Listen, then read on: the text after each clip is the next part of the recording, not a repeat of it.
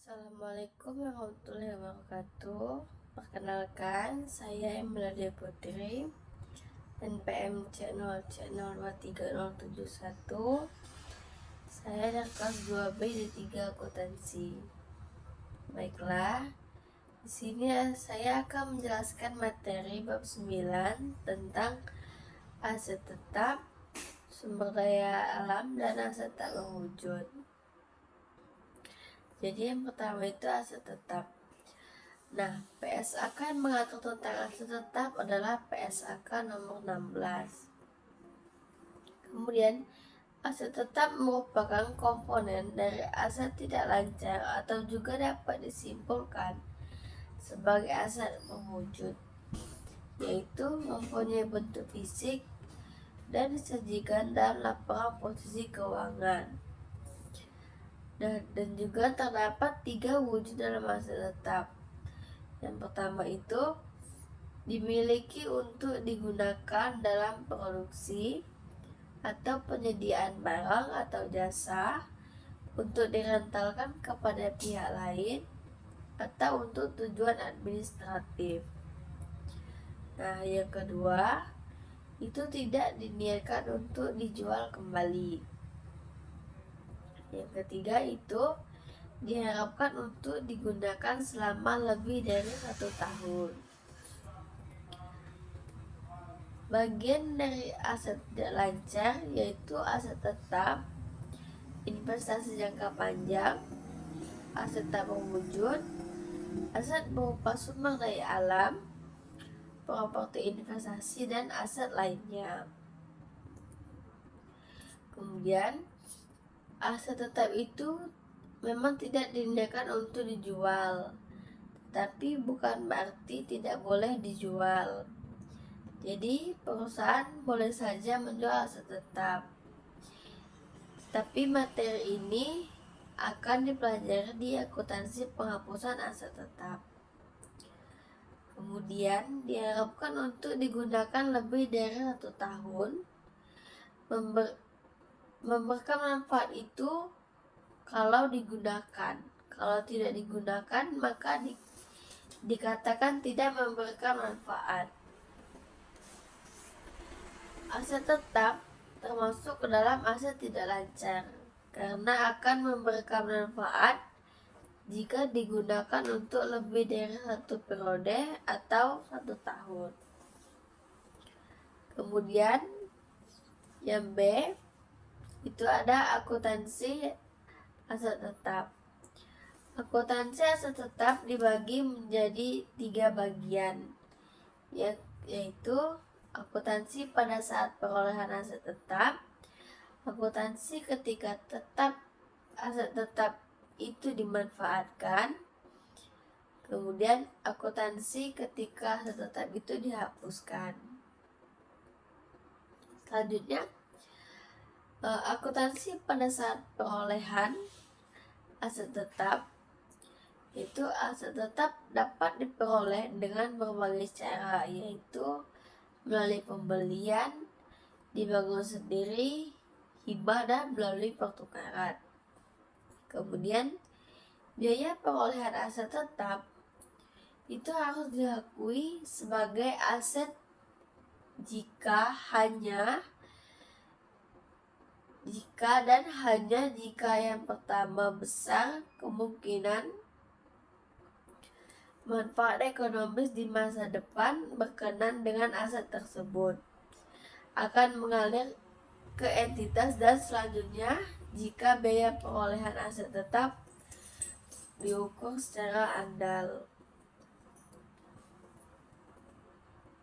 Kemudian jika pengeluaran menimbulkan manfaat ekonomis di masa depan, maka dapat diakui sebagai aset atau menambah harga perolehan dari aset tersebut. Jika ditanya bagaimana aset tetap yang kita peroleh itu akan kita catat, kemudian sebesar apa, maka kita dapat menjawabnya sebesar biaya perolehan.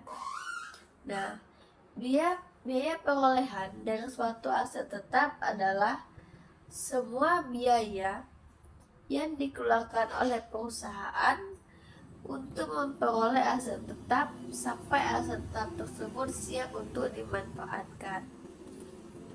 Contohnya itu, atau dapat kita ilustrasikan itu, jika ingin membangun sebuah ruko dengan modal sedikit sehingga mendapatkan tanah yang bergelombang dan terdapat bangunan tua angker. Jadi, biaya perolehan dihitung dari awal pembelian tanah, sewa alat berat untuk biaya perataan tanah, dan penggusuran bangunan tua. Dikarenakan bangunan tersebut angker, maka diperlukannya seorang ustadz untuk mendoakan serta biaya jasa konstruksi dari awal hingga ruko tersebut dapat dimanfaatkan. Jadi, harga perolehan dari contoh tersebut dihitung dari total seluruh biaya dikeluarkan dari awal hingga ruko tersebut dapat dimanfaatkan. Kemudian, khusus untuk pertukaran ada dua perlakuan, yaitu aset tetap yang baru berarti kita peroleh, sedangkan aset tetap yang lama maka akan kita hapuskan. Akuntansi pada saat pemanfaatan itu aset pada saat pemanfaatan aset tetap. Aset tetap yang diperoleh perusahaan akan dimanfaatkan perusahaan selama estimasi umum manfaatnya. Kemudian, ketika aset tetap digunakan, maka perusahaan sudah memperoleh manfaat dari aset tetap tersebut sehingga perusahaan harus mengakui adanya beban sehubungan dengan pemanfaatan aset tetap tersebut yang disebut dengan beban penyusutan. Nah, penyusutan itu sendiri ialah pengalokasian harga perolehan dari suatu aset tetap berwujud menjadi beban selama umur manfaat dari aset tetap tersebut yang diperhitungkan secara sistematis dan melalui pertimbangan yang rasional. Jadi, aset tetap kecuali tanah akan mengalami penyusutan. Ketika aset tersebut dimanfaatkan karena aset tetap tersebut mempunyai umur ekonomis yang terbatas. Faktor yang mempengaruhi perhitungan beban penyusutan adalah biaya perolehan aset tetap, nilai sisa, umur ekonomis, atau umur manfaat, dan metode penyusutan yang digunakan. Metode penyusutan terbagi menjadi yang pertama itu metode penyusutan berdasarkan umur manfaat. Metode penyusutan yang akan menghasilkan beban penyusutan per tahun yang sama besar dikenal dengan metode garis lurus. Kemudian ada metode penyusutan dipercepat. Metode yang akan menghasilkan beban penyusutan pada awal periode perolehan adalah yang paling besar dan akan semakin menurun dari periode-periode berikutnya. Metode penyusutan dipercepat ini terdiri dari metode saldo menurun ganda dan metode jumlah angka tahun. Yang kedua ada metode penyusutan berdasarkan aktivitas, yaitu menghitung besarnya penyusutan berdasarkan aktivitasnya. Misalnya, berdasarkan unit produksi atau jam penggunaan, sehingga besarnya penyusutan setiap tahun akan bervariasi sesuai dengan aktivitas pemanfaatan aset tetap pada tahun tersebut. Ketika perusahaan merevisi umur manfaat dari aset tetap, maka perusahaan tidak perlu menyesuaikan beban penjusutan yang sudah diperhitungkan pada tahun sebelum dilakukan revisi. Kemudian, perusahaan harus menghitung ulang beban penjusutan per tahun setelah dilakukannya revisi umur manfaat. Hasil perhitungan beban penjusutan per tahun yang baru ini akan menjadi beban penjusutan yang akan dicatat perusahaan selama sisa umur manfaat. Kemudian ada langkah-langkah dalam menghitung beban penjusutan yang baru. Yang pertama, dengan menghitung nilai buku aset tetap sampai dengan tanggal dilakukannya revisi. Kemudian yang kedua, menghitung dasar penjusutan yang baru dengan cara nilai buku aset tetap pada tanggal revisi dikurang dengan estimasi nilai sisa setelah revisi. Kemudian beban penjusutan per tahun setelah revisi sama dengan tarif penjusutan baru dikali dengan dasar penjusutan baru. Yang C itu penilaian aset tetap. Ketika aset tetap masih dimanfaatkan perusahaan, maka perusahaan akan mengukur berapa nilai yang akan disajikan dalam laporan posisi keuangan pada kelompok aset tetap. Kemudian itu ada penilaian aset tetap. Ketika aset tetap masih dimanfaatkan perusahaan, maka perusahaan akan mengukur beberapa nilai yang akan disajikan dalam laporan posisi keuangan pada kelompok aset tetap. Nah, ada dua metode pengukuran aset tetap setelah tanggal perolehan ini, yaitu yang pertama, pengukuran berdasarkan harga perolehan awal. Yang kedua, pengukuran berdasarkan nilai wajar dengan melakukan revaluasi aset tetap. Jadi, revaluasi itu sendiri, revaluasi aset adalah penilaian kembali aset tetap berdasarkan nilai wajarnya yang sebelumnya telah dinilai berdasarkan harga perolehan. Kemudian ada akuntansi saat penghapusan aset tetap. Yang pertama, dihentikan penggunaannya di akhir umur manfaat. Kemudian yang kedua, dihentikan penggunaannya karena terpaksa. Yang ketiga, penjualan aset tetap. Dan yang keempat, pertukaran aset tetap. Sekian dari saya akhiri. Assalamualaikum warahmatullahi wabarakatuh. Saya menjelaskan materi tentang akuntansi saat penghapusan aset tetap. Jadi yang pertama, dihentikan penggunaannya di akhir umur manfaat. Maksud aset penghapusan artinya tidak lagi ada sebagai aset tetap oleh perusahaan tersebut. Itu yang dimaksud dengan penghapusan.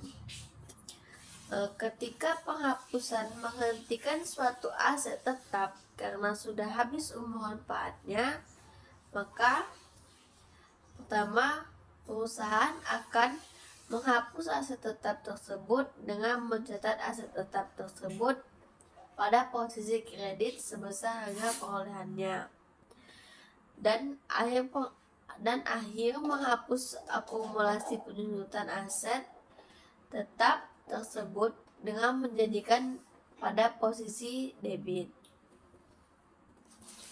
Nilai buku sama dengan harga perolehan dikurang akumulasi penjusutan nilai buku aset tetap di akhir umur manfaatnya sama dengan nilai sisanya. Yang kedua, jika aset tetap yang dihentikan pemakaiannya pada akhir umur manfaat tersebut tidak memiliki nilai sisa, maka perusahaan tidak akan mencari adanya kerugian dan penghapusan aset tetap. karena nilai buku aset tersebut pada akhir umur manfaat adalah 0. Namun, jika aset tetap yang dihentikan pemakaiannya ini memiliki nilai sisa, maka perusahaan akan mengakui adanya kerugian dari penghapusan aset tetap ini sebesar nilai sisa dari aset tersebut. Akan kerugian dari penghapusan aset tetap ini dicatat pada posisi debit.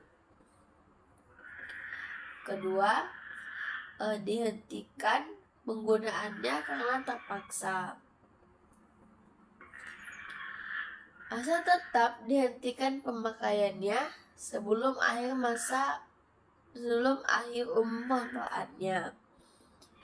Misal, aset tetap dihapuskan karena menjadi musibah yang menghancurkan aset tersebut. Perusahaan akan menghapus aset tetap tersebut dengan mencatat akun aset tetap tersebut pada posisi kredit sebesar harga perolehannya. Perusahaan juga akan menghapus akumulasi penyusutan dari aset tetap tersebut pada posisi debit, dan perusahaan akan mengakui adanya kerugian dari penghapusan aset tetap tersebut sebesar nilai buku dari aset tetap tersebut pada tanggal penghapusan. Kemudian penjualan aset tetap atau aset tetap dijual. Ketika perusahaan menjual aset tetap yang dimilikinya, maka perusahaan akan mendebit akun kas sebesar harga jual dari aset tetap tersebut. Perusahaan akan menghapus aset tetap tersebut pada posisi kredit sebesar harga perolehan dari aset tetap tersebut pada posisi kredit sebesar harga perolehan dari aset tetap tersebut, dan menghapus akumulasi penyusutan aset tetap tersebut pada posisi debit yang akumulasinya dihitung sampai tanggal penjualan.